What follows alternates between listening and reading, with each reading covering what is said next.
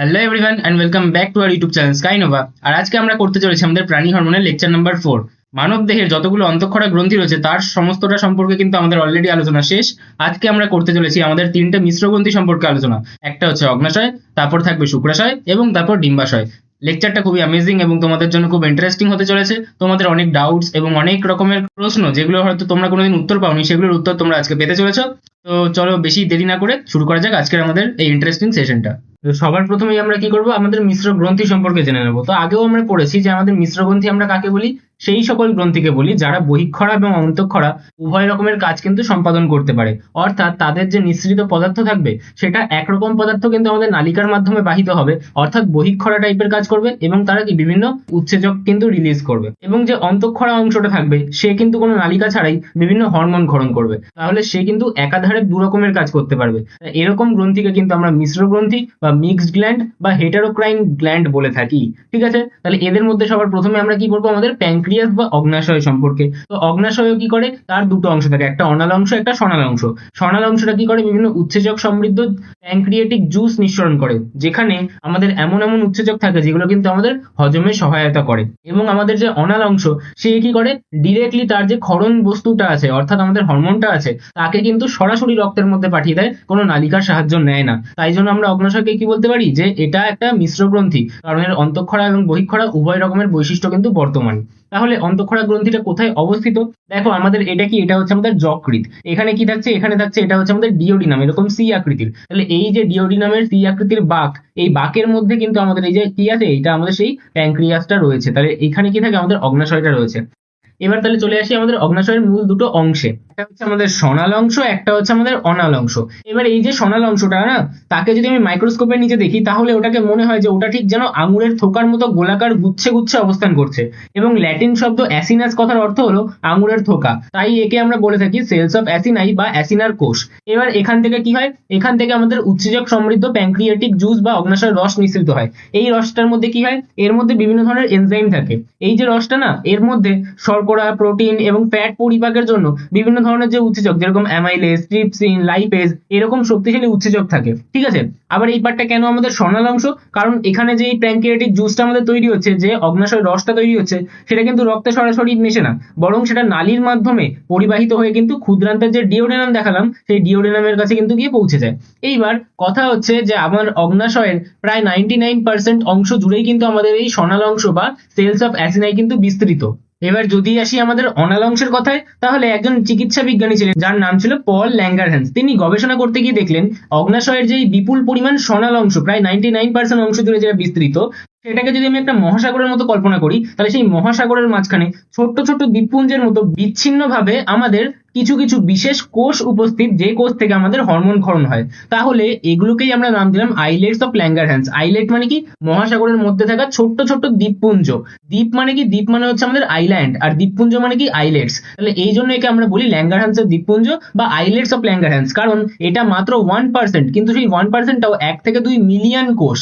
ভাবো, মাত্র 1% কভার করছে আমাদের অগ্নাশয়ের, কিন্তু সেটাও কিন্তু আমাদের যদি নাম্বারের দিক থেকে আমরা দেখি তাহলে সেটা প্রায় 1 থেকে 2 মিলিয়ন সংখ্যক কিন্তু কোষ। তাহলে এর মধ্যে বিভিন্ন ধরনের কোষ থাকে, যে কোষগুলো কিন্তু বিভিন্ন ধরনের হরমোন ক্ষরণ করে। তাহলে এই জিনিসটাকে যেহেতু আমাদের আবিষ্কার করলেন হচ্ছে ল্যাঙ্গারহ্যান্স, তাই তার নাম অনুযায়ী একে ল্যাঙ্গারহ্যান্স দ্বীপপুঞ্জ বলা হয়। কেন দ্বীপপুঞ্জ বলা হয়, কারণ আমাদের মেজরিটি পার্ট তো আমাদের স্বনাল অংশ, তার মাঝখানে কিন্তু বিচ্ছিন্নভাবে এগুলো বিস্তৃত থাকে, যেখান থেকে আমরা বিভিন্ন ধরনের হরমোন ক্ষরণ হয়, যাদের কাজগুলো এখন ডিটেলসে আলোচনা করবো।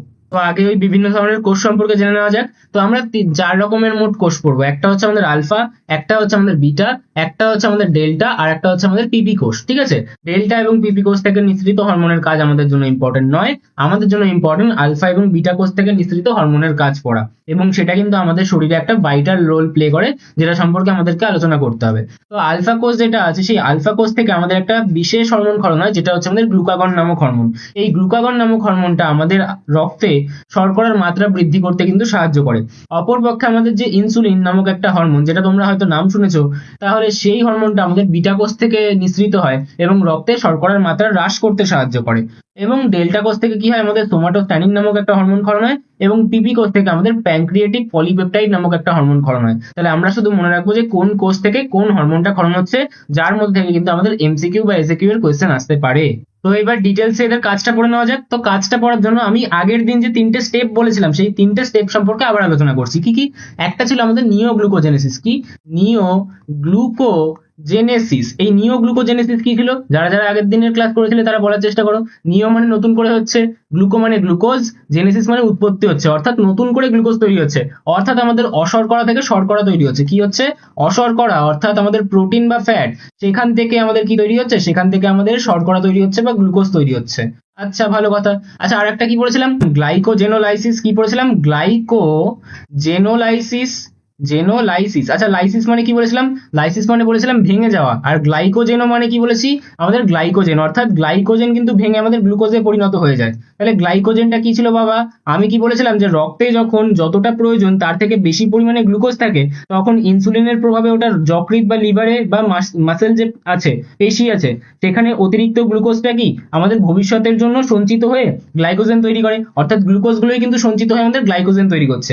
আর গ্লাইকোজেনোলাইসিস মানে কি? ওই যে গ্লাইকোজেন সেটা ভেঙে যাচ্ছে। লাইসিস মানে কি? ভেঙে যাওয়া। তাহলে গ্লাইকোজেন কিসে ভাঙবে? গ্লাইকোজেন আমাদের গ্লুকোজে ভাঙে। আচ্ছা, ভালো কথা। তারপর আরেকটা পদ্ধতি কি বলেছিলাম? সেটা কি বলেছিলাম? সেটা বলেছিলাম গ্লাইকোজেনেসিস। কি বলেছিলাম? সেটা বলেছিলাম আমরা গ্লাইকোজেনেসিস। আচ্ছা, জেনেসিস মানে কি? জেনেসিস মানে তৈরি হওয়া। আর গ্লাইকো মানে কি? গ্লাইকো মানে হচ্ছে আমাদের গ্লাইকোজেন। তার মানেটা কি দাঁড়াচ্ছে? তার মানে দাঁড়াচ্ছে আমাদের গ্লুকোজ থেকে গ্লাইকোজেন তৈরি হওয়া। তাহলে ওই যে পদ্ধতিটা যেটা বললাম, কি বললাম? গ্লুকোজ থেকে গ্লাইকোজেন তৈরি হবে কি করে? আমাদের ইনসুলিনের প্রভাবে কি হবে? ইনসুলিনের প্রভাবে যে অতিরিক্ত গ্লুকোজটা থাকবে সেটা যকৃৎ বা মাসেলসে গিয়ে আমাদের কি গ্লাইকোজেনে পরিণত হয়ে যাবে। তাহলে একটা কথা ভালো করে ভেবে বলো, নিওগ্লুকোজেনেসিসে কি হচ্ছে? নিওগ্লুকোজেনেসিসে আমাদের যে অশর্করা রয়েছে, অর্থাৎ যে শর্করাই না, যে কার্বোহাইড্রেটই না, তার থেকে শর্করা তৈরি হয়ে যাচ্ছে। তাহলে এই যে শর্করাটা তৈরি হচ্ছে, আমার কি তাহলে ব্লাডে গ্লুকোজ লেভেল বাড়বে না কমবে? ব্লাডে তাহলে গ্লুকোজ লেভেল বেড়ে যাবে। গ্লুকোজ মানে কি? শর্করাই। তাহলে কি শর্করা কি আমার লেভেল বেড়ে যাচ্ছে? তাহলে আমাদের যে ইনসুলিন আছে, ইনসুলিন কি করে? ইনসুলিন আমাদের ব্লাড গ্লুকোজ লেভেল কমাতে সাহায্য করে। কি করে? ইনসুলিন আমাদের ব্লাড গ্লুকোজ লেভেল কমাতে সাহায্য করে। ঠিক আছে, ব্লাড গ্লুকোজ লেভেল কমায়। আর আমাদের যে গ্লুকাগন আছে, গ্লুকাগন, গ্লুকাগন কি করে? গ্লুকাগন আমাদের ব্লাড গ্লুকোজ লেভেল বাড়াতে সাহায্য করে। G for glucagon, G for glucose, এরকম ভাবে মনে রাখবে। তাহলে ব্লাড গ্লুকোজ, গ্লুসিওএসি, গ্লুকোজ লেভেল কি করে? বাড়াতে সাহায্য করে। তাহলে আমাদের নিওগ্লুকোজেনেসিসে তো আমাদের গ্লুকোজ তৈরি হচ্ছে, শর্করা তৈরি হচ্ছে, কার্বোহাইড্রেট বাড়ছে। তাহলে এটাতে কে সাহায্য করবে? এটাতে সাহায্য করবে তাহলে আমাদের গ্লুকাগন, তাই তো? আচ্ছা, গ্লাইকোজেন থেকে গ্লুকোজ তৈরি হচ্ছে, তাহলে রক্তে কি শর্করার পরিমাণ বাড়বে? তাহলে এটাতেও কে সাহায্য করবে? এটাতেও সাহায্য করবে আমাদের গ্লুকাগন। কিন্তু আমাদের গ্লুকোজ থেকে গ্লাইকোজেন তৈরি হয়ে যাচ্ছে, অর্থাৎ রক্তে যে অতিরিক্ত গ্লুকোজ আছে সেটা কিন্তু আমাদের পেশিতে গিয়ে বা আমাদের যকৃতে গিয়ে গ্লাইকোজেন হয়ে যাচ্ছে। তার মানে আমাদের কি রক্ত থেকে গ্লুকোজের পরিমাণটা কমে যাচ্ছে। তাহলে এটা থেকে সাহায্য করবে, এটা থেকে সাহায্য করবে আমাদের ইনসুলিন। ওই জন্যই আমি আগের দিন কি বলেছিলাম যে রক্তে যখন প্রয়োজনের থেকে বেশি পরিমাণে গ্লুকোজ চলে আসবে তখন ইনসুলিনের প্রভাবে ওটা যকৃৎ বা আমাদের পেশিতে অতিরিক্ত গ্লুকোজটা সঞ্চিত হয়ে কি হবে? আমাদের গ্লাইকোজেনে পরিণত হবে। তাহলে বোঝা গেল, যখনই আমি দেখবো যে আমার ব্লাড গ্লুকোজ লেভেল কমে যাচ্ছে তার মানে ওই কাজটা কে করবে? ওই কাজটা তাহলে আমাদের ইনসুলিন করবে। অর্থাৎ আমাদের গ্লাইকোজেনোলাইসিসে কে সাহায্য করবে? সেটা কিন্তু সাহায্য করবে আমাদের ইনসুলিন। কিন্তু নিওগ্লুকোজেনেসিস এবং গ্লাইকোজেনোলাইসিস যেখানে আমাদের শর্করা তৈরি হচ্ছে, ব্লাডে গ্লুকোজ লেভেল বাড়ছে, সেটা থেকে সাহায্য করবে, সেটাতে সাহায্য করবে আমাদের গ্লুকাগন। তাহলে আমি গ্লুকাগনের কার্যাবলী বলতে কি কি বলতে পারি? আমি বলতে পারি যে এটা গ্লুকোজ কিভাবে বৃদ্ধি করে? গ্লাইকোজেনোলাইসিসের মাধ্যমে গ্লাইকোজেনকে বিশ্লিষ্ট করে, অর্থাৎ গ্লাইকোজেন থেকে গ্লুকোজ তৈরি হবে, তাহলে রক্তে গ্লুকোজের পরিমাণ বেড়ে যাবে। আবার কি? গ্লুকোনিওজেনেসিস, অর্থাৎ আমাদের নতুন করে গ্লুকোজ তৈরি হচ্ছে, অর্থাৎ আমাদের অশর্করা, প্রোটিন এবং ফ্যাট, এটা কি? এটা হচ্ছে আমাদের অশর্করা। অশর্করা থেকে আমাদের শর্করা জাতীয় পদার্থ কিন্তু তৈরি হলো এবং আমাদের রক্তে গ্লুকোজের পরিমাণ বৃদ্ধি পেলো। এটাও কে করবে? তাহলে আমাদের গ্লুকাগন করবে। এবং আমাদের যে কিটোন বডি আছে, মেদকলা কোষে ফ্যাটের জারণের মাধ্যমে কিটোন বডি তৈরি করবে। তাহলে যেহেতু এই কিটোন বডি তৈরি করতে কিন্তু সাহায্য করছে, তাই একে আমি কি বলবো? একে বলবো আমি কিটোজেনিক হরমোন। কি বলবো? Ketogenic hormone. আচ্ছা, এ কি করছে?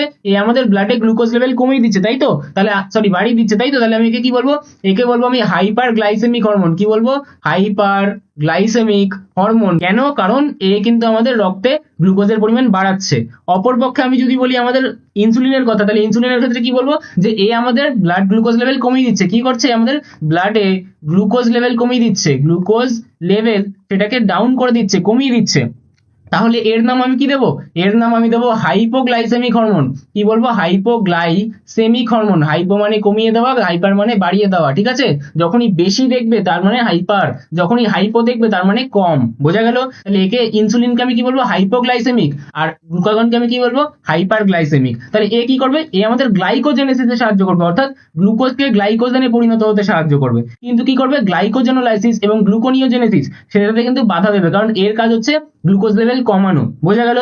আচ্ছা, যদি আমাদের ব্লাডে গ্লুকোজ লেভেল বেড়ে যায় তাহলে কি হয়ে যেতে পারে? আমাদের ডায়াবেটিস হয়ে যেতে পারে। তাহলে এ কি করছে? আমাদের ডায়াবেটিস প্রতিরোধ করছে, তাই একে আমরা বলে থাকি আমাদের অ্যান্টি ডায়াবেটিক হরমোন। তাহলে ইনসুলিনের আরেকটা নাম কি? Anti diabetic hormone. আবার এ কি করে? বিপরীত কাজ করবে তো। তাহলে আমাদের গ্লুকাগন কি করছিল? গ্লুকাগন আমাদের কিটোন বডি তৈরি করতে সাহায্য করছিল, তাহলে ইনসুলিন কি করবে? আমাদের কিটোন বডি উৎপাদনে বাধা দেবে। তাই একে আমি কি বলতে পারি? একে আমি বলতে পারি অ্যান্টি কিটোজেনিক হরমোন। এছাড়া কার্বোহাইড্রেট, প্রোটিন ও ফ্যাট বিভাগে কিন্তু আমাদের ইনসুলিন গুরুত্বপূর্ণ ভূমিকা পালন করে। তাহলে আমাদের কি ইনসুলিন এবং গ্লুকাগনের কার্যাবলী ক্লিয়ার হলো? আশা করি পুরোটা ক্লিয়ার হয়ে গেছে। এবার আমরা একটা বিশেষ জিনিসের কথা সবসময় বলি, সেটা হচ্ছে হরমোনের দ্বৈত নিয়ন্ত্রণ। সেটা কি? অনেক ক্ষেত্রে একটা হরমোন প্রভাবিত কোনো শারীরবৃত্তীয় ক্রিয়া অপর কোনো হরমোন দ্বারা বাধাপ্রাপ্ত হয়। অর্থাৎ ধরো হরমোন এ কোনো একটা কাজকে ত্বরান্বিত করছে, তাহলে হরমোন বি ওই কাজটাকেই বাধা প্রদান করছে। তার মানে এরা একে অপরের বিপরীতমুখী প্রতিক্রিয়া দেখাচ্ছে, অর্থাৎ একটা অ্যান্টাগনিস্টিক এফেক্ট দেখাচ্ছে। কি করে? অ্যান্টাগনিস্টিক এফেক্ট শো করে। এই বিপরীতমুখী ক্রিয়া বা অ্যান্টাগনিস্টিক এফেক্টকে বলা হয় হরমোনের দ্বৈত নিয়ন্ত্রণ। যেরকম আমরা এখনই কি দেখলাম? আমাদের ইনসুলিন এবং গ্লুকাগনের মাঝখানে কি? ইনসুলিন রক্তে গ্লুকোজের পরিমাণ কমায়, কিন্তু গ্লুকাগন সেটা বাড়ায়। তাহলে সুস্থ মানুষের মধ্যে উভয়ের যদি সঠিক ব্যালেন্স থাকে তাহলেই কিন্তু রক্তে আমাদের গ্লুকোজের লেভেলটা ঠিক থাকবে, আর না হলে কিন্তু রক্তে আমাদের গ্লুকোজের লেভেল কম বা বেশি হয়ে যেতে পারে। ঠিক আছে? তাহলে এর মাধ্যমেই কিন্তু আমাদের সুস্থ মানুষের দেহে একটা হোমিওস্টেসিস রক্ষা পায়। হোমিওস্টেসিস মানে কি? দুটো বিপরীতমুখী ক্রিয়ার মাঝখানে দাঁড়িয়ে আমাদের শরীরে একটা ভারসাম্য রক্ষা করা। বোঝা গেল? তাহলে আশা করি এত দূর অব্দি তোমাদের সমস্ত কিছু ক্লিয়ার হলো। ও হ্যাঁ, আর একটা পয়েন্ট আমাদের মিসিং হয়ে গেছে, যেটা কি? আমি যদি বলি যে ইনসুলিন তো একটা হরমোন, তাহলে এর নিশ্চয়ই একটা টার্গেট সেল থাকবে। তাহলে এর টার্গেটটা কোথায়? মানে এ কোথায় গিয়ে কাজ করে? তো মেইনলি এ কোথায় গিয়ে কাজ করবে? আমাদের লিভার সেলসে গিয়ে কাজ করবে, যাকে আমরা কি বলি? যাকে আমরা হেপাটোসাইটস বলে থাকি। ঠিক আছে? এবং কোথায় গিয়ে কাজ করে? এ কিন্তু আমাদের অ্যাডিপোসাইটে গিয়ে কাজ করে, অ্যাডিপোসাইটসে গিয়ে কাজ করে। তো এটা বলা মিসিং হয়ে গেছিল। তাহলে আমাদের অগ্নাশয়ের গল্প শেষ। এবার তাহলে শুক্রাশয়ে আসা যাক। দেখো শুক্রাশয়টা কি? শুক্রাশয় হচ্ছে পুরুষ দেহের প্রধান জনন গ্রন্থি বা মুখ্য জননাঙ্গ বা গোনাড। তাহলে কাকে আমরা গোনাড বলি বা প্রধান জনন গ্রন্থি বলে থাকি? যে কিনা আমাদের জনন কোষ উৎপাদনে ডিরেক্টলি পার্টিসিপেট করে। অর্থাৎ আমাদের যে পুরুষ দেহ, সেই পুরুষ দেহের যে পুং জনন কোষ বা শুক্রাণু, সেটা উৎপত্তিতে কিন্তু আমাদের শুক্রাশয় ডিরেক্টলি পার্টিসিপেট করে। তাই একে আমরা বলি পুরুষ দেহের প্রধান জনন গ্রন্থি বা গোনাড। ঠিক আছে? এবার এই শুক্রাশয়টা কি একটা মিক্সড গ্ল্যান্ড বা হেটারোক্রাইন গ্ল্যান্ড? হ্যাঁ। কেন? কারণ এর যে এন্ডোক্রাইন পার্ট, মানে কি সে হরমোন ক্ষরণ করে? হ্যাঁ, এটা হরমোন ক্ষরণ করে। আবার যে এক্সোক্রাইন পার্ট অর্থাৎ বহিঃক্ষরা অংশ, সে আমাদের কি? শুক্রাণু উৎপাদন করে। তাহলে আমি বলতে পারি যে এ কিন্তু আমাদের শুক্রাণু উৎপাদনেও ভূমিকা পালন করে, আবার এ কিন্তু আমাদের হরমোন উৎপাদনেও ভূমিকা পালন করে। তাহলে এ কিন্তু উভয় কাজই করতে পারে। বোঝা গেল? আচ্ছা, তাহলে এর থেকে খরিত হরমোনগুলো কি কি? আচ্ছা, যেহেতু দুটো কাজই করতে পারি, তাই একেও আমরা কি বলতে পারি? একেও আমরা কিন্তু মিক্সড গ্ল্যান্ড বলতে পারি। ঠিক আছে? বা মিশ্র গ্রন্থি বলতে পারি। ওকে। এবার তাহলে শুক্রাশয় থেকে কিরকম হরমোন ক্ষরণ হয়? দেখো, শুক্রাশয় থেকে আমাদের দু রকমের হরমোন ক্ষরণ হতে পারে। কি কি রকম? একটা আমাদের স্টেরয়েডাল হরমোন। কি হরমোন? একটা আমাদের স্টেরয়েডাল হরমোন। আর একটা কি? আর একটা আমাদের প্রোটিন জাতীয় হরমোন। কি হরমোন? আর একটা আমাদের প্রোটিন জাতীয় হরমোন। এবার কোনটা কি? দেখো, আমাদের প্রোটিন জাতীয় যে হরমোনটা ক্ষরণ হয় তাকে আমরা বলি ইনহিবিন। ঠিক আছে? এবং যে স্টেরয়েডাল হরমোন বেরোয় সেটা আমাদের মেইনলি কি? অ্যান্ড্রোজেন। ঠিক আছে? তার সেটা কি? সেটা অ্যান্ড্রোজেন। যার মধ্যে আমরা কি পড়বো? যার মধ্যে পড়বো আমরা টেস্টোস্টেরন সম্পর্কে। ঠিক আছে? এটাই কিন্তু আমাদের মুখ্য অ্যান্ড্রোজেন। ঠিক আছে? তাহলে শুক্রাশয় থেকে আমাদের স্টেরয়েডাল হরমোন বেরোতে পারে অথবা প্রোটিন জাতীয় হরমোন বেরোতে পারে। স্টেরয়েডাল হরমোন কি? আমাদের টেস্টোস্টেরন। একদম প্রথমে মনে করো রাসায়নিক প্রকৃতিতে পড়েছিলে।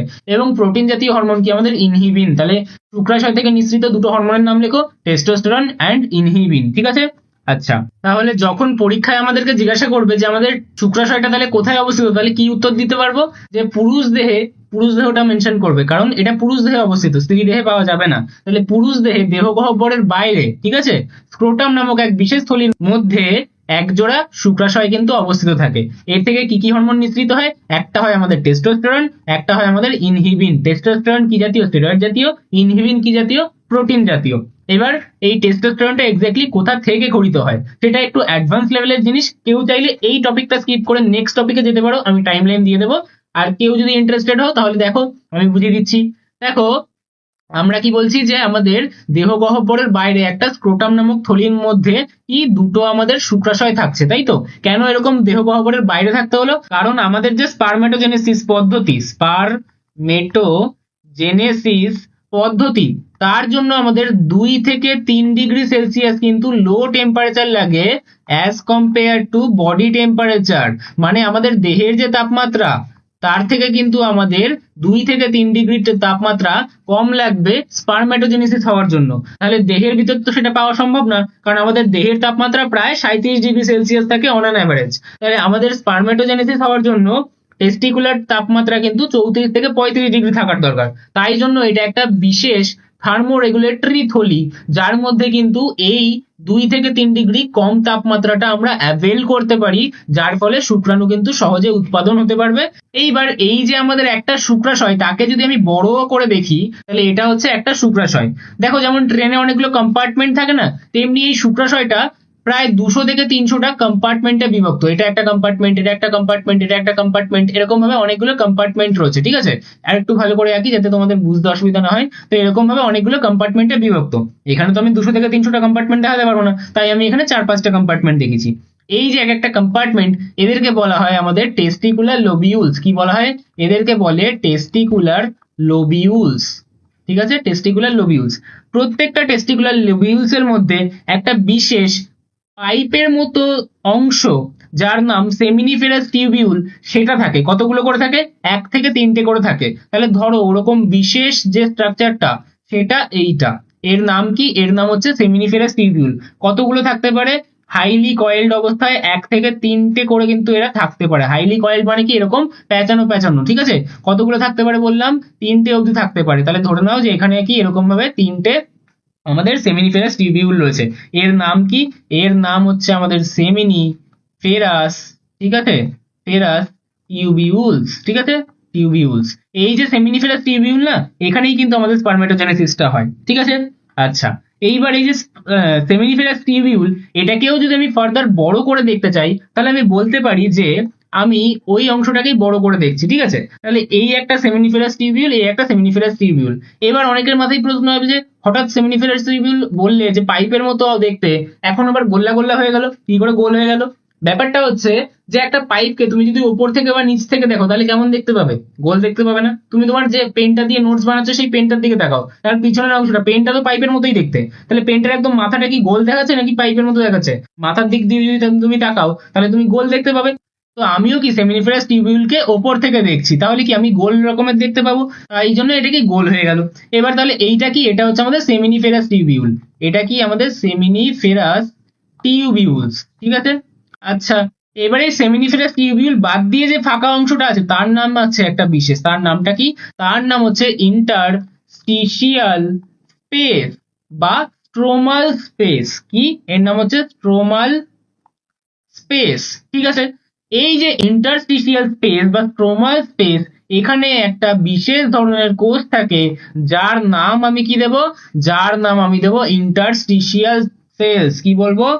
Interstitial sales. আর এই ইন্টারস্টিশিয়াল সেলসকেই আমরা বলে থাকি আমাদের লেডিগের সেলস। তাহলে একেই আমরা কি বলি? লেডিগ সেলস। তাহলে এর থেকে কিন্তু আমাদের তৈরি হয় আমাদের টেস্টোস্টেরন। কি বললাম? বোঝা গেল? তাহলে আমাদের প্রত্যেকটা যে শুক্রাশয়, সেই শুক্রাশয় কি 200 থেকে 300টা টেস্টিকুলার লোবিউলে বিভক্ত। 200 থেকে 300টা কম্পার্টমেন্ট আছে এখানে। কি এগুলো? এগুলো হচ্ছে একটা কম্পার্টমেন্ট, ঠিক আছে, যার নাম টেস্টিকুলার লোবিউল। তার মধ্যে কি থাকে? সেমিনিফেরাস টিউবিউল নামক নালিকা সদৃশ অংশ, যেটা 1 থেকে 3টে করে থাকে প্রত্যেকটা লোবিউলে। তাহলে 1 2 3 ইচ লোবিউল লিখে দিলাম, ঠিক আছে? প্রত্যেকটা লোবিউলের মধ্যে 1 থেকে 3টে করে কি সেমিনিফেরাস টিউবিউল থাকে। এই সেমিনিফেরাস টিউবিউলের মধ্যেই কি হয়? আমাদের স্পারমেটোজেনেসিস হয়। অর্থাৎ এখানেই কিন্তু আমাদের কি স্পার্ম তৈরির যে পদ্ধতি, সেটা কিন্তু ঘটে, ঠিক আছে? এইবার আমি যদি এটাকেই আরো লার্জ করে দেখি, তাহলে কি দেখবো? যে এই আমাদের সেমিনিফেরাস টিউবিউল বাদ দিয়ে যে অংশ, সেই বাদ দিয়ে বাকি অংশটাকে আমরা বলবো ইন্টারস্টিশিয়াল স্পেস বা স্ট্রোমাল স্পেস। এই ইন্টারস্টিশিয়াল স্পেসে যে কোষগুলো রয়েছে, সেই কোষগুলোকে আমরা বলি ইন্টারস্টিশিয়াল সেল বা লেডিগের সেল। আর সেই সেল থেকে কিন্তু আমাদের ক্ষরণ হয় টেস্টোস্টেরন। তাহলে যদি তোমাকে এখন জিজ্ঞাসা করা হয় যে টেস্টোস্টেরনের ক্ষরণস্থল কি, তাহলে সব থেকে অ্যাকিউরেট অ্যান্সার কি হবে? তাহলে আমরা বলবো যে শুক্রাশয়ের, আচ্ছা শুক্রাশয় কোথায় থাকবে? পুরুষ দেহে। তাহলে কি বলবো? পুরুষ দেহের শুক্রাশয়ের ইন্টারস্টিশিয়াল কোষ থেকে, তাহলে কি বলবো, ইন্টারস্টিশিয়াল বা লেডিগ কোষ থেকে। ঠিক আছে, তাহলে এটা হবে একদম অ্যাকুরেট অ্যান্সার। আর ইনহিবিন কি হবে, তাহলে কি বলবো, পুরুষ দেহের শুক্রাশয়ের সার্টলি কোষ থেকে। সার্টলি বা একে আমরা নার্স কোষও বলে থাকি, ঠিক আছে, নার্স কোষ থেকে। ঠিক আছে, তাহলে এটা কিন্তু আমাদের সব থেকে অ্যাকুরেট অ্যান্সার হবে। আর এটা কিন্তু খুব ইম্পর্টেন্ট যে টেস্টোস্টেরনের ক্ষরণস্থল কি বা টেস্টোস্টেরন কোথা থেকে ক্ষরিত হয়, তাহলে শুক্রাশয় বললেই নাম্বার পেয়ে যাবে, বাট এটা বললে সব থেকে অ্যাকিউরেট হবে। ঠিক আছে, এবার তাহলে এই টেস্টোস্টেরনের ভূমিকা কি কি থাকে। তো দেখো, পুরুষ দেহে তাদের যে যৌনাঙ্গের পরিবর্তন ঘটে সেটা ঘটে টেস্টোস্টেরনের কারণে। তার যে প্রধান যৌনাঙ্গ অর্থাৎ আমাদের যে শুক্রাশয় এবং বিভিন্ন আনুষঙ্গিক যৌনাঙ্গ তার স্বাভাবিক বৃদ্ধি ঘটায় আমাদের টেস্টোস্টেরন। সাথে পুরুষ দেহের যে বিভিন্ন গৌণ যৌন লক্ষণ অর্থাৎ যে লক্ষণগুলো তাকে ছেলে বানায়, একটা মেয়ের থেকে আলাদা করে, সেগুলো যেরকম পেশিবহুল দেহ গঠন, গলার স্বর মোটা হওয়া, দাড়ি গোঁফ গজানো, এগুলো কিন্তু টেস্টোস্টেরনের জন্য হয়। আবার মৌল বিপাকীয় হার অর্থাৎ বিএমআর কিন্তু এ বৃদ্ধি করে এবং শুক্রাণু উৎপাদনে কিন্তু এ সাহায্য করে থাকে। সাথে সাথে কিন্তু এটা ইরেথ্রোপয়েসিসেও কিন্তু ভূমিকা পালন করে, যেটা আমি কিন্তু আগে ডিসকাস করেছিলাম। তাহলে আমাদের শুক্রাশয় এবং তার থেকে যে নিঃসৃত টেস্টোস্টেরন ছিল তাদের কাজ সম্পর্কে সমস্ত ধারণা ক্লিয়ার হয়ে গেল। এবার তাহলে কিসে আসবো, আমাদের ডিম্বাশয়তে। স্ত্রী দেহের কিন্তু এটা আমাদের প্রধান জনন গ্রন্থি বা গোনাড। তাহলে এটা কি পুরুষ দেহে থাকবে, থাকবে না, কোথায় থাকবে, স্ত্রী দেহে থাকবে। তাহলে এবার ডিম্বাশয় এবং ডিম্বাশয় থেকে নিঃসৃত হরমোনগুলোর কাজ পড়তে হবে। তাহলে চলো এক এক করে শুরু করা যাক। প্রথমেই আমাদের দেখে নেবো যে আমাদের ডিম্বাশয়টা কোথায় থাকে, তাহলে তার অবস্থানটা কি। তাহলে আমরা বলবো যে স্ত্রী দেহে শ্রোণী গহ্বরে জরায়ুর দুপাশে কিন্তু এক জোড়া ডিম্বাশয় স্ত্রী দেহে অবস্থান করে থাকে, তাই তো। তাহলে এটাও কতগুলো থাকে, দুটো থাকে। কোথায় থাকে, আমাদের জরায়ুর দুপাশে কিন্তু একটা একটা করে আমাদের এক একটা ডিম্বাশয় থাকে, কাদের দেহে, স্ত্রী দেহের ক্ষেত্রে। ঠিক আছে, তাহলে এখান থেকে কি কি হরমোন আমাদের ক্ষরণ হয়, ইস্ট্রোজেন, প্রজেস্টেরন এবং রিল্যাক্সিন। এবার পরীক্ষায় কোশ্চেন জিজ্ঞাসা করে যে ইস্ট্রোজেনের ক্ষরণস্থল কোনটা। তাহলে ইস্ট্রোজেনের ক্ষরণস্থল এটা কিন্তু ইম্পর্টেন্ট, এই দুটো কি। ইস্ট্রোজেনের ক্ষরণস্থল কি বলবো, আমি বলবো যে ডিম্বাশয়ের পরিণত ডিম্বথলি থেকে। পরিণত ডিম্বথলি থেকে বা পরিণত ডিম্বথলিকে আমরা বলি গ্রাফিয়ান ফলিকল। কি বলি, গ্রাফিয়ান ফলিকল, এগুলো আমি বোঝাবো। এবং যদি আমাকে বলে প্রজেস্টেরনের কথা, তাহলে আমি বলবো যে ডিম্বাশয়ের কর্পাস লুটিয়াম বা পিত গ্রন্থি থেকে। পিত গ্রন্থি থেকে প্রজেস্টেরন হরমোনটা কিন্তু ক্ষরণ হয়। তাহলে আমাকে কিন্তু সেপারেটলি এই কোয়েশ্চেনটা জিজ্ঞাসা করতে পারে, আর এই কোয়েশ্চেনটা কিন্তু ইম্পর্টেন্ট মাধ্যমিকের জন্য। ঠিক আছে, এইবার চলে আসি তাহলে আমাদের ইস্ট্রোজেনের কাজটা কি। তাহলে দেখো, ইস্ট্রোজেনের মূল কাজ কি, আমাদের ডিম্বাণু উৎপাদন। কারণ ডিম্বাণুটা কি আমাদের মেয়েদের শরীরে স্ত্রী জনন কোষ বা গ্যামেট। তাহলে ইস্ট্রোজেনের সর্বপ্রধান কাজ হলো ডিম্বাণু উৎপাদন ঘটানো। সাথে কি জননাঙ্গের বিকাশের ভূমিকা নেয় কিন্তু আমাদের ইস্ট্রোজেন মেয়েদের ক্ষেত্রে। গৌণ বৈশিষ্ট্য কি কি হবে, কোমল কণ্ঠস্বর, মসৃণ ত্বক, স্তন গ্রন্থির বিকাশ, নারীসুলভ দেহ গঠন। অর্থাৎ একটা মেয়েকে সম্পূর্ণ মেয়ের মতো দেহ প্রদান করতে কে সাহায্য করবে, আমাদের ইস্ট্রোজেন। সাথে মাসিক চক্র, স্ত্রী দেহে রজচক্র বা মাসিক চক্রের আবর্তন নিয়মিত করবে কিন্তু ইস্ট্রোজেন। বোঝা গেল। আচ্ছা, এখানে কিন্তু একটা পেশিবহুল দেহ দেখতে পাচ্ছ তুমি একটা ছেলের ক্ষেত্রে। কেন, কারণ এখানে কে অ্যাক্ট করছে, এখানে অ্যাক্ট করছে আমাদের টেস্টোস্টেরন। ঠিক আছে, কিন্তু এখানে কি পেশিবহুল দেহ দেখতে পাচ্ছ না, এখানে বরং কোমল ত্বক দেখতে পাচ্ছ। কেন, কারণ এখানে কাজ করছে ইস্ট্রোজেন। বোঝা গেল তাহলে মেইন পার্থক্যটা। এখানে দাড়িগোঁফ দেখতে পাচ্ছ, এখানে কি পাচ্ছ, পাচ্ছ না। এইবার কোয়েশ্চেন হচ্ছে, এই যে লাস্ট লাইনটা লেখা আছে স্ত্রী দেহে রজচক্র বা মাসিক চক্রের আবর্তন নিয়মিত করে, প্রশ্ন হচ্ছে মাসিক চক্র জিনিসটা কি। এই জিনিসটা আমাদের বইতে তো লেখা থাকে নাম হিসেবে, কিন্তু টপিকটা তো কোনোদিন পড়ানোই হয়নি। তাহলে আমরা বুঝবো কি করে যে পিরিয়ডস বা মেনস্ট্রুয়াল সাইকেল জিনিসটা আদতে কি। আর এই পিরিয়ডস বা মেনস্ট্রুয়াল সাইকেল সম্পর্কে সবার জানা দরকার, কারণ এটা কোনো অসুখ বা লজ্জার বিষয় নয়, বরং এটা মেয়েদের শরীরের একদম স্বাভাবিক একটা প্রক্রিয়া। এই বিষয়ে জানলে প্রতি মাসে মেয়েদের শরীরের পরিবর্তন নিয়ে ভয় পাওয়ার দরকার হবে না, এবং মেয়েদের পক্ষে নিজের স্বাস্থ্যের যত্ন নেওয়াও সহজ হবে। ছেলেদের জন্য এটা একই পরিমাণে গুরুত্বপূর্ণ, যাতে তারা বিষয়টা বুঝতে পারে, অন্যদের প্রতি সম্মান দেখাতে পারে এবং অপ্রয়োজনীয় হাসি ঠাট্টা বা ভুল ধারণা তাদের মনের মধ্যে যাতে না থাকে। সহজভাবে বললে পিরিয়ড সম্পর্কে মেয়েদের জানা উচিত, যাতে তারা প্রত্যেকে নিজের শরীরকে আরো ভালোভাবে বোঝে। ছেলেদের বোঝা এই অর্থে উচিত যে তারা প্রত্যেকটা মেয়ের জীবনে প্রতি মাসে ঘটা এই প্রক্রিয়াটা সম্পর্কে জেনে আরো সচেতন এবং ভালো একটা মানুষ হয়ে উঠতে পারে। তুমি ক্লাস 10 এর পর সায়েন্স নেবে কি নেবে না সেটা ম্যাটার করেই না। তুমি একদিন কারোর বয়ফ্রেন্ড হতে পারো, বা হাজবেন্ড হবে, বা একদিন বাবা হবে। তোমার সাথে তোমার অনেক মেয়ে বান্ধবী হয়তো একসাথে পড়াশোনা করবে বা একসাথে কোথাও কাজ করবে। তখন তোমাকেও অপর জেন্ডারকে বুঝতে হবে, তার জীবনের সমস্যা সম্পর্কে তোমারও জানা উচিত। তাতে করে তুমি তার প্রতি সঠিক সময়ে সঠিকভাবে সহানুভূতিশীল হতে পারবে। তাই এই টপিকটা কিন্তু তোমার স্ট্রিম, তোমার পড়াশুনো, তোমার কেরিয়ার এই সকল জিনিস নির্বিশেষে তোমার জন্য ইম্পর্টেন্ট, তুমি ছেলে হও বা মেয়ে। তো আরেকটা কোয়েশ্চেন আমি করি, যে কোয়েশ্চেনটার উত্তর তোমরা হয়তো অনেকেই দিতে পারবে না। বাচ্চা কি পেট থেকে বেরোয়? আমি ক্লাস 9 অব্দি জানতাম না এই কোয়েশ্চেনটার উত্তর। আর আমি সবসময় ভাবতাম যে যদি বাচ্চা পেটেই থাকে তাহলে মা যখন খাবার খাচ্ছে তখন তো বাচ্চার গায়ে গিয়ে খাবার পড়ে যাবে, তাহলে কি করে হবে? দেখা গেল মা চা খাচ্ছে, বাচ্চার গায়ে গিয়ে চা পড়ছে, এটা কেমন স্ট্রেঞ্জ লাগছে না?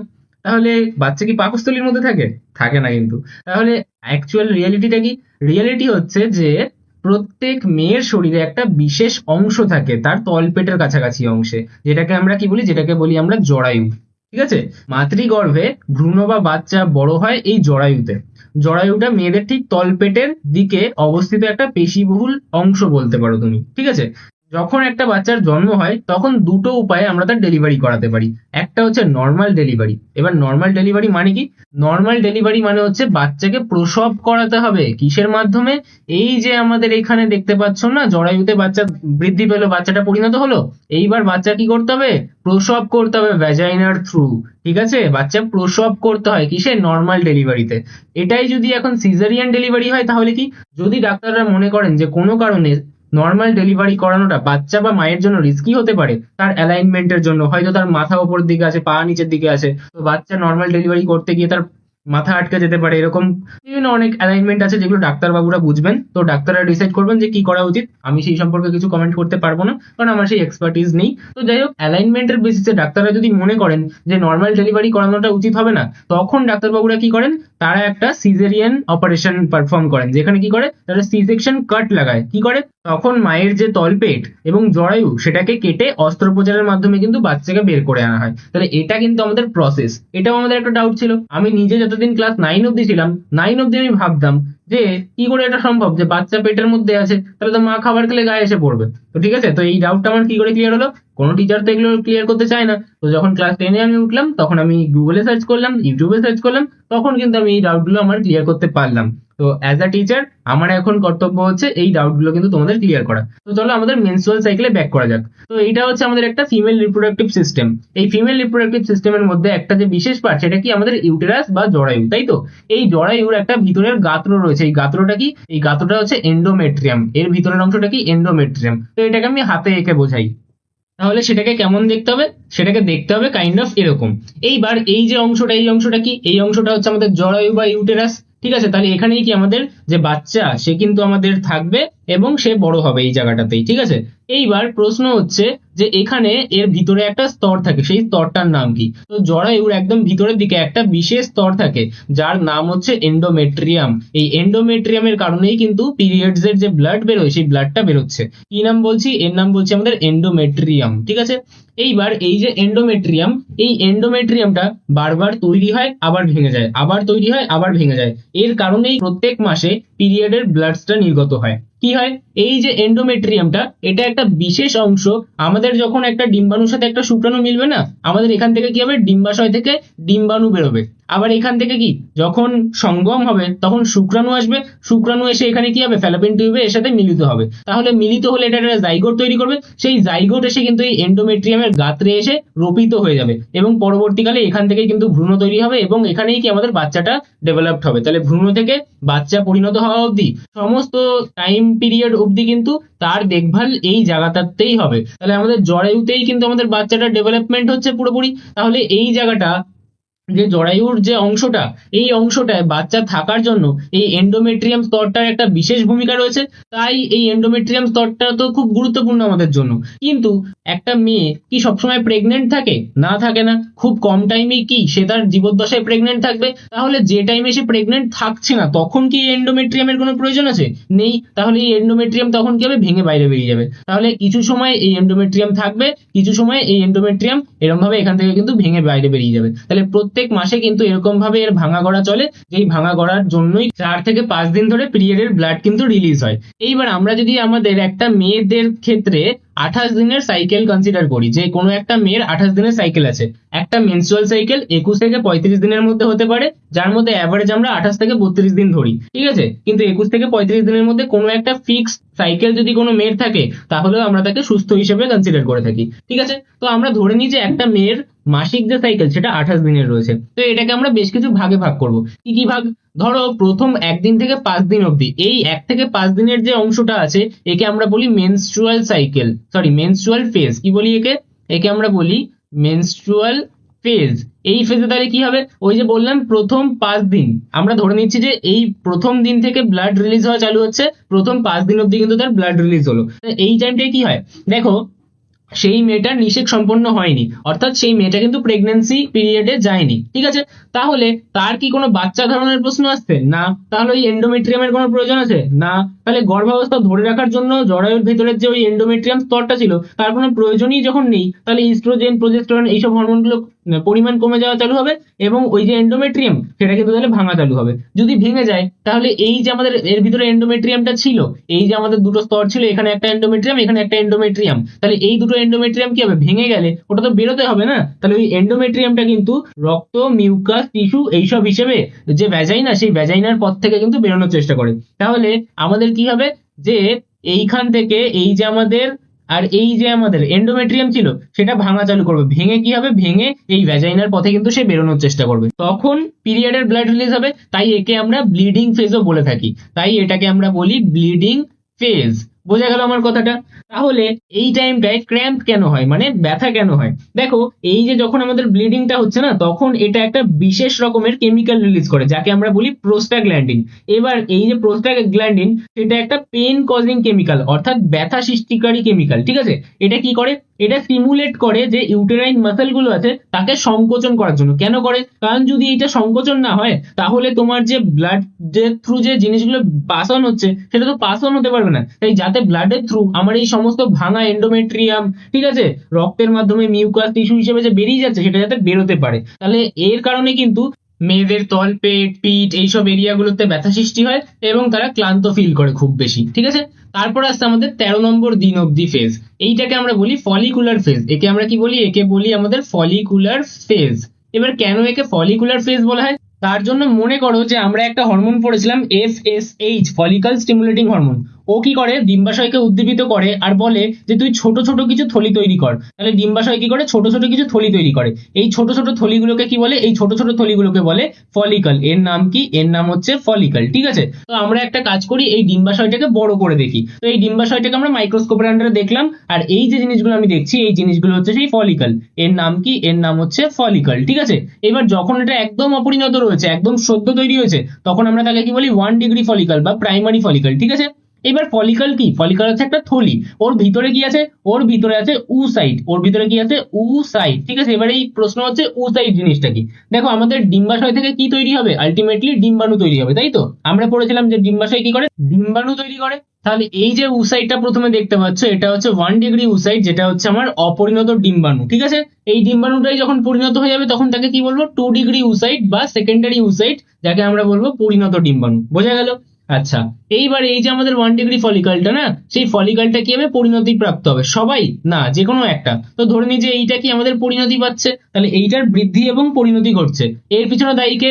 এর পিছনে দায়ী হচ্ছে আমাদের ফলিকল স্টিমুলেটিং হরমোন। তাহলে এই যে আমাদের 1 ডিগ্রি ফলিকল বা প্রাইমারি ফলিকল বৃদ্ধি পেয়ে কি তৈরি করবে? তাকে তৈরি করবে আমাদের 2 ডিগ্রি ফলিকল, অর্থাৎ আমাদের সেকেন্ডারি ফলিকল, ঠিক আছে? তারপর কি হবে? সেকেন্ডারি ফলিকল থেকে আরো পরিণতি পেয়ে সে তৈরি করবে কি? FSH এর প্রভাবে 3 ডিগ্রি ফলিকল। তাহলে এটা কি তৈরি হয়ে গেল? এটা তৈরি হলো 3 ডিগ্রি ফলিকল বা আমাদের কি tertiary follicle. Tertiary follicle finally পরিণত হয়ে কি তৈরি করবে? ফাইনালি পরিণত হয়ে তৈরি করবে আমাদের পরিণত ডিম্বথলি। তাহলে একে আমরা কি বলছি? একে আমরা এখন বলছি পরিণত ডিম্বথলি, যাকে আমরা ইংরেজিতে কি বলি? যাকে আমরা ইংরেজিতে বলি গ্রাফিয়ান ফলিকেল। গ্রাফিয়ান ফলিকেল, ঠিক আছে? তাহলে এটা কি? পরিণত ডিম্বথলি। এই যে আমাদের পরিণত ডিম্বথলি বা গ্রাফিয়ান ফলিকেল, এ কি করবে? এ কিন্তু ইস্ট্রোজেন হরমোন ক্ষরণ করবে। বাকি ফলিকল গুলো কি করতে পারে? হ্যাঁ, পারে। কিন্তু এটা যেহেতু পরিণত, তাই এ কি সব থেকে বেশি পরিমাণে কি সিগনিফিক্যান্টলি আমাদের ইস্ট্রোজেন হরমোন ক্ষরণ করে থাকবে, ঠিক আছে? তাহলে আমাদের এই পরিণত ডিম্বথলি থেকে কে বেরোয়? বেরোয় হচ্ছে আমাদের ইস্ট্রোজেন হরমোন, ঠিক আছে? এইবার এই যে পরিণত ডিম্বথলি, এর মধ্যে কি এখনো প্রাইমারি উসাইট থাকবে? না। এর মধ্যে কি থাকবে? এর মধ্যে এখন থাকবে আমাদের 2 ডিগ্রি উসাইট, অর্থাৎ আমাদের যে উসাইটটা আছে, অর্থাৎ ডিম্বাণুটা আছে, সেটা কিন্তু এখন পরিণত হয়ে গেছে। অর্থাৎ গ্রাফিয়ান ফলিকলের মধ্যে পরিণত ডিম্বাণু পাওয়া যাবে, তাই তো? তাহলে এই ডিম্বাণুটাকে তো এবার বাইরে বেরোতে হবে নাকি, বাইরে বেরোবে, তারপর ফ্যালোপিয়ান টিউবে আসবে, তাহলে কি হবে, যখন কোনো শুক্রাণু আসবে এসে পৌঁছালে সে কিন্তু ডিম্বাণুর সাথে মিলিত হয়ে জাইগোট তৈরি করবে, জাইগোট থেকে তাহলে ভ্রূণ তৈরি হবে, ভ্রূণ থেকে তাহলে বাচ্চা তৈরি হতে পারবে, তাই তো? তার মানে আমাকে এই যে সেকেন্ডারি উসাইট সেটাকে এবারে এই থলির থেকে বাইরে বের করতে হবে, তাহলে সেটা হবে ঠিক 14 নম্বর দিনে। তাহলে 14 নম্বর দিনে কি হয়, 14 নম্বর দিনে হয় হচ্ছে ওভুলেশন। তাহলে কি বলবো, যে এটা হচ্ছে একটা ওভুলেশন। আচ্ছা, এগুলো সব একটা রাফ আইডিয়া, ঠিক আছে? এমন না যে 14 নম্বর দিন বলছি মানে 14 নম্বর দিনেই হতে হবে, আইডিয়া একটা যে 14 নম্বর দিনেই কিন্তু অ্যাভারেজ হয়ে থাকে, ঠিক আছে? তাহলে 14 নম্বর দিনে কি হয়, এইবার এই যে পরিণত ডিম্বথলি বা গ্রাফিয়ান ফলিকল সেটা এবার রাপচার হয়ে যাবে। কি হবে রাপচার, কার প্রভাবে, লিউটিনাইজিং হরমোনের প্রভাবে। এটাও কোথা থেকে পড়েছিলে, এটাও পড়েছিলে যে অগ্রপিটুইটারি থেকে কিন্তু ক্ষরণ হয়। লিউটিনাইজিং হরমোনের প্রভাবে কি হবে, এর মধ্যে থেকে 2 ডিগ্রি উসাইডটা বাইরে বেরিয়ে যাবে। কি হবে, বলবো যে রিমুভাল অফ 2 ডিগ্রি উসাইড, অর্থাৎ এর মধ্যে থেকে যে সেকেন্ডারি উসাইড বা পরিণত ডিম্বাণুটা ছিল সেই পরিণত ডিম্বাণুটা এবার বাইরে বেরিয়ে গেল। অর্থাৎ আমি কি বলতে পারি, আমি বলতে পারি যে এই যে ফলিকল গুলো ছিল এগুলো কিন্তু পরিণত হয়ে একটা এদের মধ্যে থেকে ফলিকল, তার মধ্যে থেকে কি হলো, তার মধ্যে থেকে ডিম্বাণু বাইরে বেরিয়ে আসলো। বাইরে বেরিয়ে এসে এই যে এখানে ডিম্বাণুটা এখন উপস্থিত হয়েছে, এই জায়গাটার নাম কি, এই জায়গাটার নাম হচ্ছে ফ্যালোপিয়ান টিউব, ঠিক আছে? তার মধ্যে কি অ্যাম্পুলার রিজন। তাহলে এই জায়গায় এসে কে দাঁড়িয়েছে, এই জায়গায় এসে দাঁড়ালো হচ্ছে আমাদের একটা পরিণত ডিম্বাণু। এইবার যদি সঙ্গম করা হয় ভ্যাজাইনা দিয়ে কি হবে, স্পার্ম আসবে, কোনো একটা লাকি স্পার্ম এর কাছে আসবে এবং তাদের মধ্যে মিলন ঘটবে। মিলন ঘটে যদি আমাদের জাইগোট তৈরি করে তাহলে সেটা কি হবে, এই যে আমাদের এন্ডোমেট্রিয়াম, সেই এন্ডোমেট্রিয়ামের গাত্রে রোপিত হবে এবং সেখান থেকে ভ্রূণ, ভ্রূণ থেকে বাচ্চা হবে। কিন্তু যদি আমাদের এই স্পার্মটা না আসে, আমি বললাম যে কোনো সঙ্গম হয়নি বা কোনো সেক্সুয়াল ইন্টারকোর্স হয়নি, তাহলে ডিম্বাণুটা তো একা পড়ে আছে। তাহলে কি হবে, ডিম্বাণুটা কিন্তু কোনো কাজে লাগবে না, ডিম্বাণুটা তাহলে 12 থেকে 24 ঘন্টার মধ্যেই কিন্তু নষ্ট হয়ে যাবে, ঠিক আছে? বেশ ভালো কথা। এইবার তাহলে যদি বাই চান্স আমাদের প্রেগনেন্সি হয়ে যায়, মানে আমাদের এখানে তো ডিম্বাণু বাইরে বেরিয়েছে, তাহলে শুক্রাণু যদি এসে যায় তাহলে তো প্রেগনেন্সি হয়ে যেতে পারে। তাহলে প্রেগনেন্সি হয়ে গেলে তো প্রেগনেন্সিকে ধরার জন্য সেই এনভায়রনমেন্ট দরকার। তাহলে কি দরকার, আমাদের এন্ডোমেট্রিয়াম দরকার। তাহলে এন্ডোমেট্রিয়াম যে ধরে রাখতে হবে এর জন্য দরকার একটা বিশেষ হরমোন। তার জন্য কি হবে, এই যে 2 ডিগ্রি ওসাইড বেরিয়ে গেল না, তাহলে পড়ে রইলো না একটা অংশ, এই পড়ে থাকা অংশটা যে বিশেষ কোষ তৈরি করে তার নাম হচ্ছে কর্পাস লিউটিয়াম। কি নাম, এর নাম হচ্ছে কার্পাস হয়ে আছে। এটা কি কর্পাস, কার্পাস না, হ্যাঁ কার্পাস হচ্ছে তুলো। তাহলে এর নাম কি, এর নাম হচ্ছে কর্পাস লুটিয়াম, ঠিক আছে? বা লিউটিয়াম যা বলবে তোমরা, ঠিক আছে? তাহলে কর্পাস লুটিয়াম বা একেই আমরা কি বলি, একেই আমরা বলি পিত গ্রন্থি, ঠিক আছে? এবার প্রশ্ন হচ্ছে যে কি কাজে দিল এই কর্পাস লুটিয়াম। এই কর্পাস লুটিয়াম থেকে দুটো হরমোন ক্ষরণ হচ্ছে, একটা হচ্ছে প্রোজেস্টেরন, একটা হচ্ছে আমাদের প্রোজেস্টেরন, এটাই বেশি পরিমাণে ক্ষরণ হচ্ছে এবং খুব সামান্য পরিমাণে কি হচ্ছে, আমাদের ইস্ট্রোজেন হরমোনও কিন্তু ক্ষরণ হচ্ছে। তাহলে ইস্ট্রোজেন কিন্তু খুব সামান্য পরিমাণে ক্ষরণ হয়। এবার এই যে প্রোজেস্টেরন সে কিন্তু এই যে এন্ডোমেট্রিয়াম, এই এন্ডোমেট্রিয়ামটাকে ধরে রাখতে সাহায্য করছে। তাহলে যদি শুক্রাণু চলেও আসে এবং এখানে কি জাইগোট তৈরি হয়ে যায়, সেই জাইগোট থেকে যদি এখন ভ্রূণ, ভ্রূণ থেকে বাচ্চা তৈরি হয়, তাহলে কিন্তু এন্ডোমেট্রিয়ামকে প্রোজেস্টেরন ধরে রাখতে পারবে এবং বাচ্চা কিন্তু তাহলে এখানে থাকতে পারবে, ভ্রূণ কিন্তু এখানে ডেভেলপ করতে পারবে, ঠিক আছে? কোথায় ডেভেলপ করবে, আমাদের জরায়ুতে, আগেই বলা আছে, ঠিক আছে?